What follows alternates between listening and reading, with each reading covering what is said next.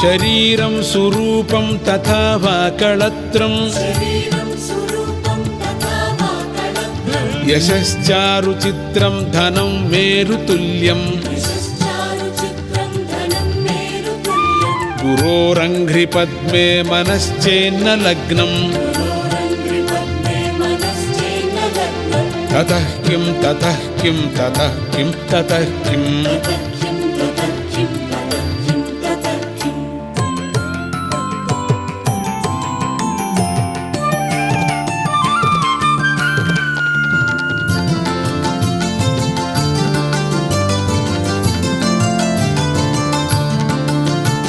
कळत्रं धनं पुत्रपौत्रादि सर्वं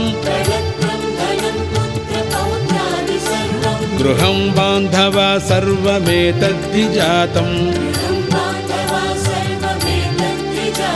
गुरोरङ्घ्रिपद्मे मनश्चेन्न लग्नं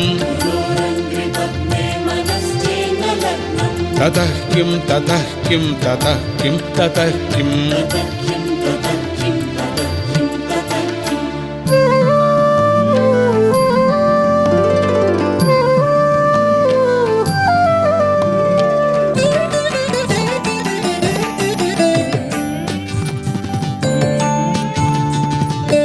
षडङ्गादिवेदो मुखे शास्त्रविद्या कवित्वादिगद्यं सुपद्यं करोति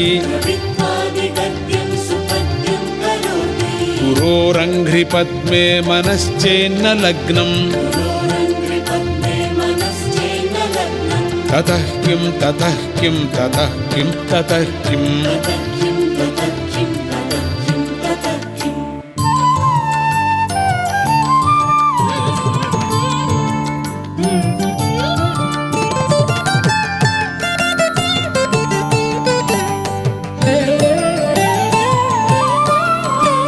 विदेशेषु मान्यः स्वदेशेषु धन्यः सदाचारवृत्तेषु मत्तो न चान्यः गुरोरङ्घ्रिपद्मे मनश्चेन्न लग्नं ततः किं ततः किं ततः किं ततः किम्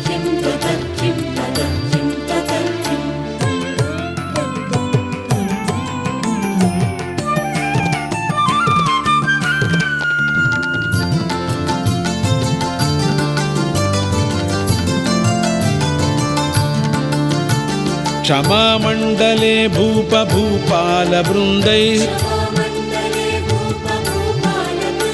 सदा सेवितं यस्य पादारविन्दं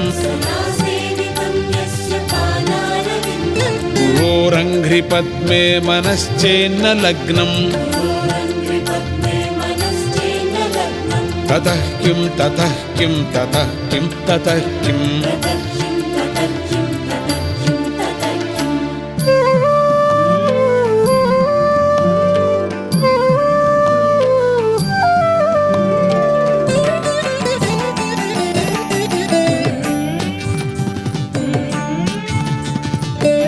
यशो मे गतं दिक्षु दानप्रतापात्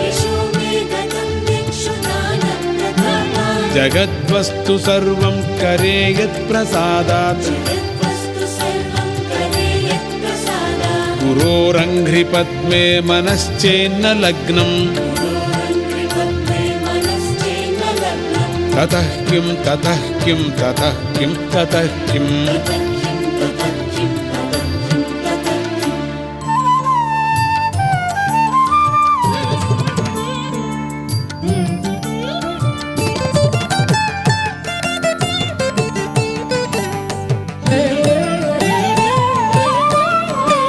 न भोगे न योगे न वा वाजिराजौ न भोगे न योगे न वा वाजिराजौ न कान्तामुखेनैव वित्तेषु चित्तं न कान्तामुखेनैव वित्तेषु चित्तं गुरोरङ्घ्रिपद्मे मनश्चेन्न लग्नं ततः किं ततः किं ततः किं ततः किम्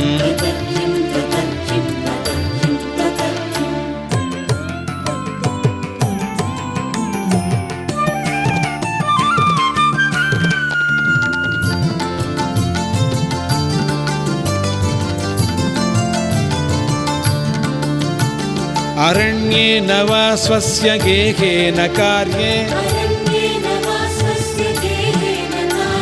न देहे मनो वर्तते मे त्वनर्घे गुरोरङ्घ्रिपद्मे मनश्चेन्न लग्नम् ततः किं ततः किं ततः किं ततः किं गुरोरङ्घ्रिपद्मे मनश्चेन्न लग्नम् ततः किं ततः किं ततः किं ततः किं गुरोरष्टकं यः पठेत् पुण्यदेही यतिर्भूपतिर्ब्रह्मचारी च गेही यतिर्भूपतिर्ब्रह्मचारी च गेही लभेद्वाञ्छितार्थं पदं ब्रह्मसंज्ञं गुरोरुक्तवाक्ये मनो यस्य लग्नम्